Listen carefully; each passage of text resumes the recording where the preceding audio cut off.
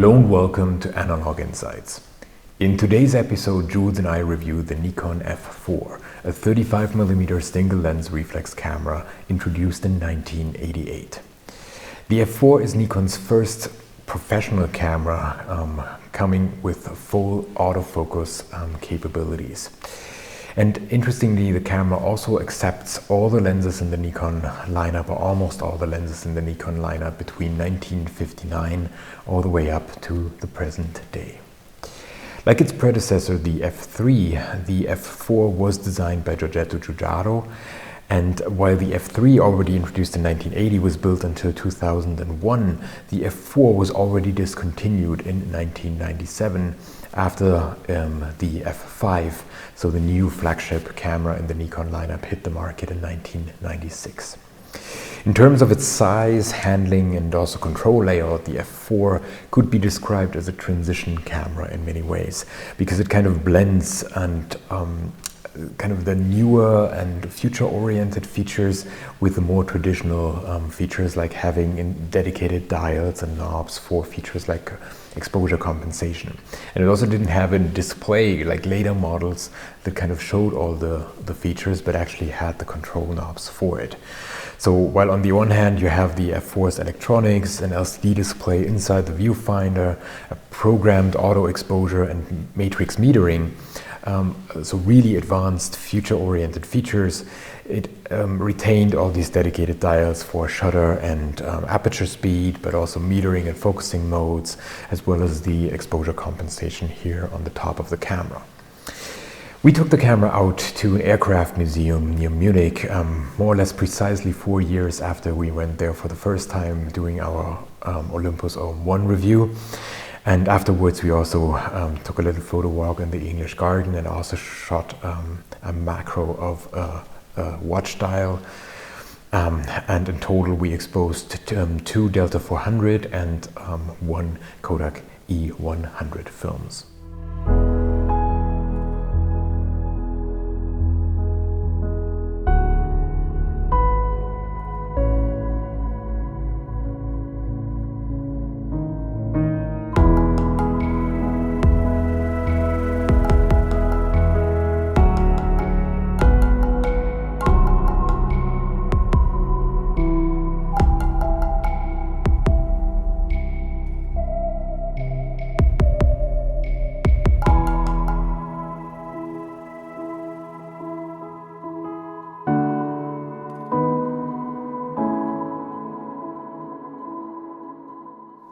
The Nikon F4 established a new standard form factor for all advanced film and digital SLRs that came afterwards. For instance, the battery grip here on the right side has become a norm. Also that you have around the shutter release certain switches like an on-off switch and a mode selector. These kinds of features have become a norm by now. And the Nikon F4 was really the first one to introduce it in such a fashion. It is made out of 1,700 parts, so a really complex, fully electronic camera, and yet kind of the high quality of the components, but also the weather sealing and the solid construction ensured that most F4s until today can be considered quite reliable and are still in fairly good conditions, despite the fact they were typically used by professional photographers, and in that case heavily, of course. The defining feature of the Nikon F4 is its TTL phase detection autofocus, with only one point here in the center, but still it was fairly advanced at the time. It also has some autofocus tracking capabilities that we will discuss in a minute. So this was really impressive, and as briefly mentioned, it introduced many Nikon, especially the professional Nikon photographers, for the first time to autofocus, and required kind of a reaction to it. And some, of course, stuck to the F3 and its manual focus setup, and others embraced the new capabilities and jumped at the opportunity to use autofocus for professional use as well. All the advanced features of the camera, like also the automatic film advance with up to 5.6 frames per second, or something at least of between 4 and 5.7 frames per second meant that the camera required a lot more power supply than a more traditional slower camera. And because of that, it's important to briefly touch on the different battery grips that it supports and also other power supplies that it can come with. And the most compact and basic version is the so-called MB20 battery pack or battery grip that comes with, or it's run by 4 AA batteries. And here we have an example of it. And it's really compact, really light, but it's only limited to 4 frames per second in the fastest continuous shooting mode. Then there is the most common high-speed MB21 battery pack, which comes with both a base plate and a grip on the side, with each 3 slots for 3 AAA batteries or NICD batteries. And this one shoots up to 5.7 frames per second, so the really high-speed version. Then there is an external power supply, the MB22, which really needs an external current power supply. So it's maybe interesting for studio use, for instance.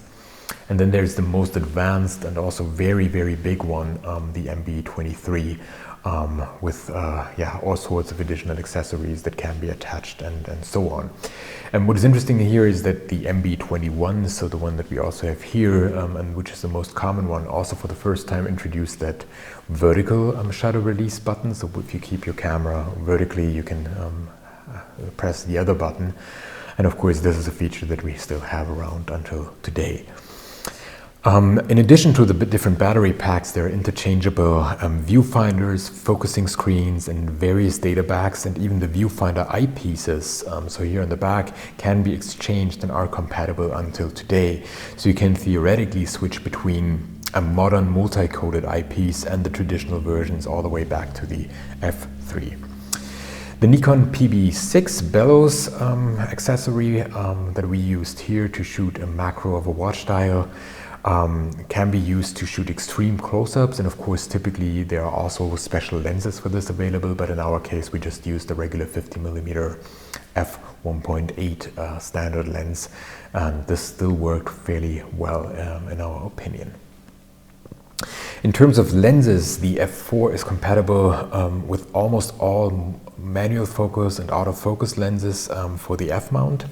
With G-type lenses, which do not have an aperture ring, the lack of an electronic aperture control limits its use a little bit. These lenses, when you attach them, are automatically used in the program mode. So this mode is immediately selected by the camera as well. And you can see that in the viewfinder display.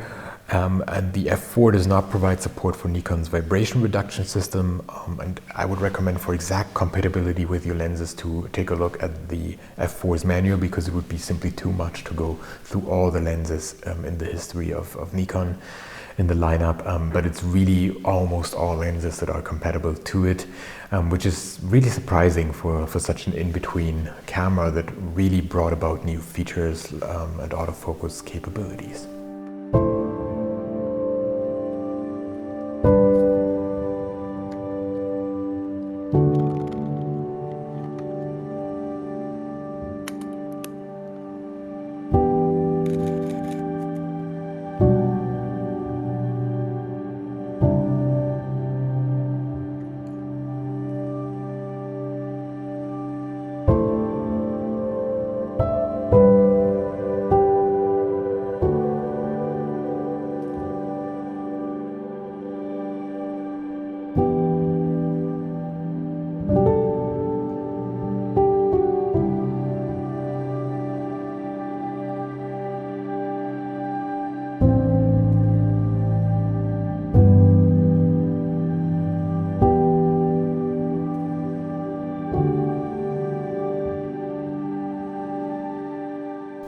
The F4 was Nikon's first professional camera with a vertically traveling metal blade shutter with a shutter balancer to reduce noise and friction.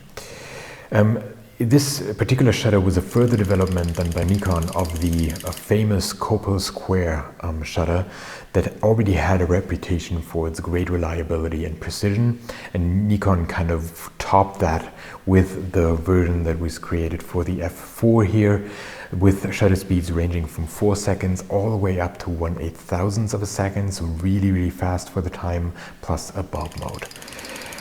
What is also interesting is that this kind of metal blade shutter became the norm for later 1980s and 1990s SLR cameras, and really the dominant type of shutter.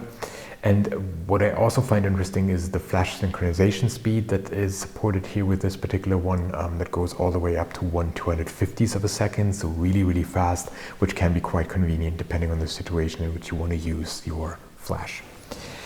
The camera comes without any display, so all the features have dedicated knobs and dials, and the only display that the camera has is inside the viewfinder, and that is very sleek and beautifully designed, but you should be aware of the fact that some cameras come with so-called LCD bleeding, and if you Google that, you can learn all about it. It's one of the most Googled term in combination with the Nikon F4.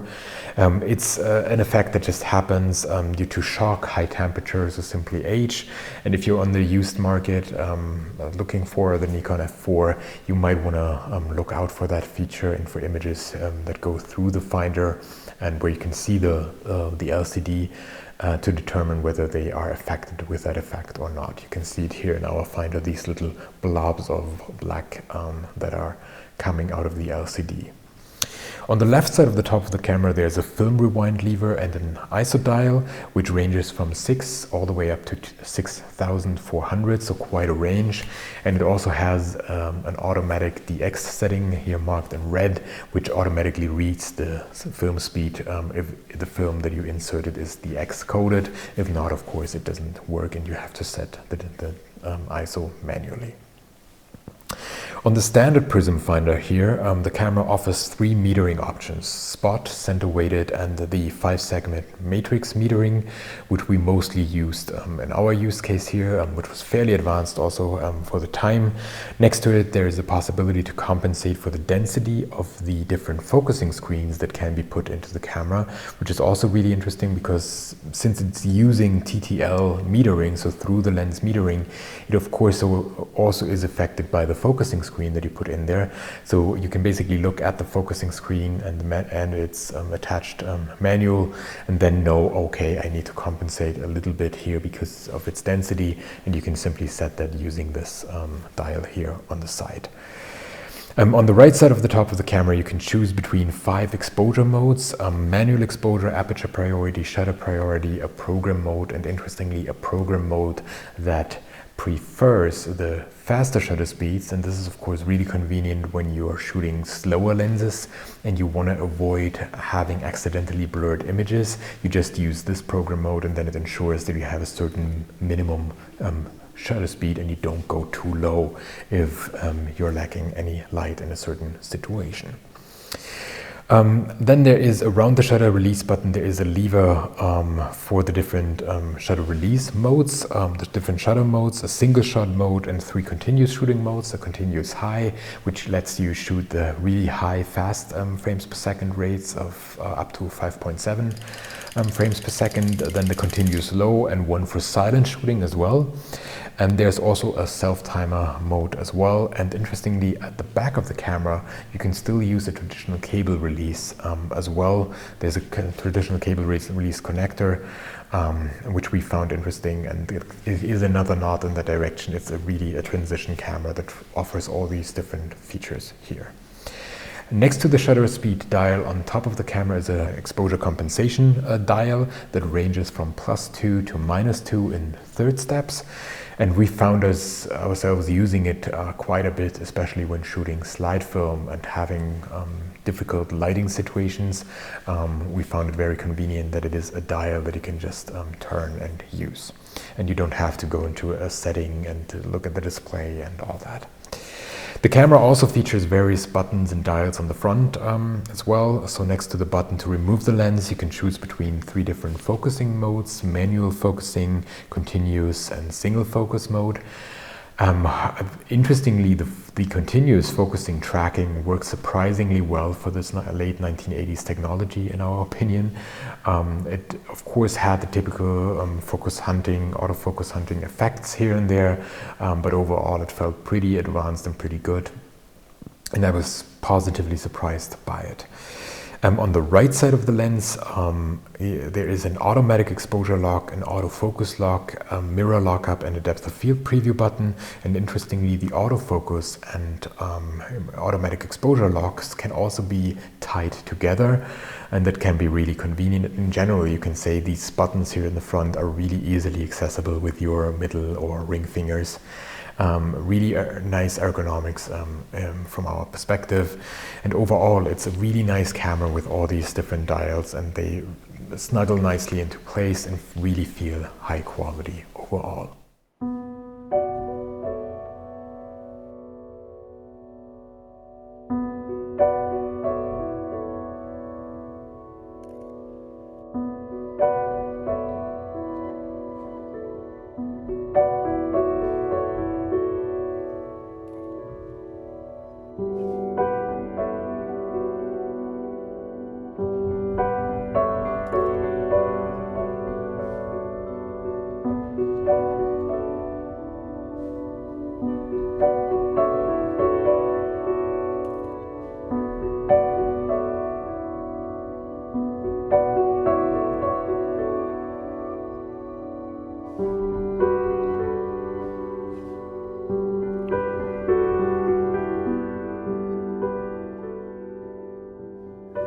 So what about our personal impressions?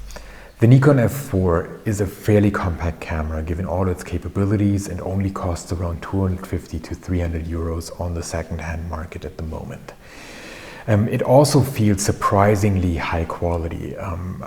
Personally, it reminded me at first glance of the 1990s console Sega Game Gear, and because of the kind of the texture of the material and how it feels in your hands, but it really feels nicely, and it feels like you can play with it for hours, so to speak, without being concerned that it might be used too much. And looking at the today's models available on the used market, you can still see that these cameras are over 30 years old and are in many cases in perfectly fine conditions and were really built to last. Jules mentioned that it reminded him of the late 1980s sci-fi movies like Aliens 2, and it could be an equipment coming straight out of that film. And I think he has a point here as well. Personally, I really like that the camera comes with all these knobs and dials, and the only thing that takes a little bit getting used to is all the lock functions, because for most of these dials you also have a lock function, and of course that is to prevent you from accidentally changing any kind of important settings during shooting or putting it on or away. And this takes some getting used to, but once you get your hang around it, it is really, really convenient. And interestingly, it's the kind of feature that got lost in further iterations in the Nikon professional camera development. So if you look at the F5 and then later the F6, they are slowly losing these lock functions. And here you really have a camera that has it for each of the important features. So if that is important to you and your shooting style, the F4 is definitely worth taking a look as well.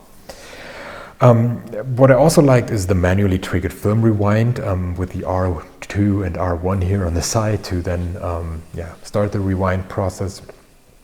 And in many ways the camera fits really, really nicely between the all-manual F3 and the much more advanced F5 that came later. So it really is blending the different eras, and for us a real transition camera.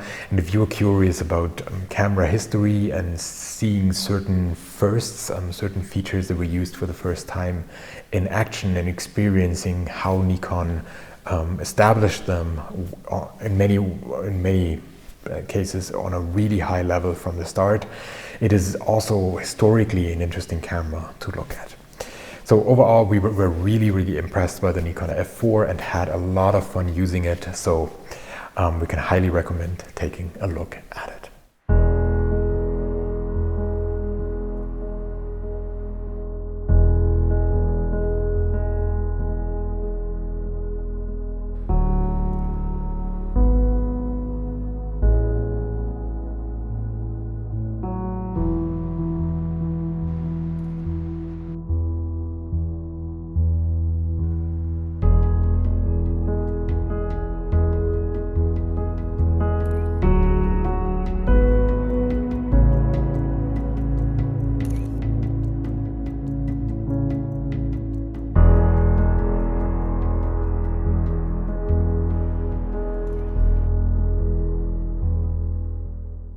So thank you very much for watching. I hope you enjoyed this episode of Analog Insights and our review of the Nikon F4 that is so nicely blending the different eras and introducing new features while kind of retaining certain important features from the past. I hope you enjoyed this video. If you did, please remember to like it and maybe even share it with your friends. And if you want to see more videos like this, please subscribe to our channel. Jules, Greg and I really appreciate each and every subscriber coming our way. So thanks for watching. We hope to see you soon. Bye.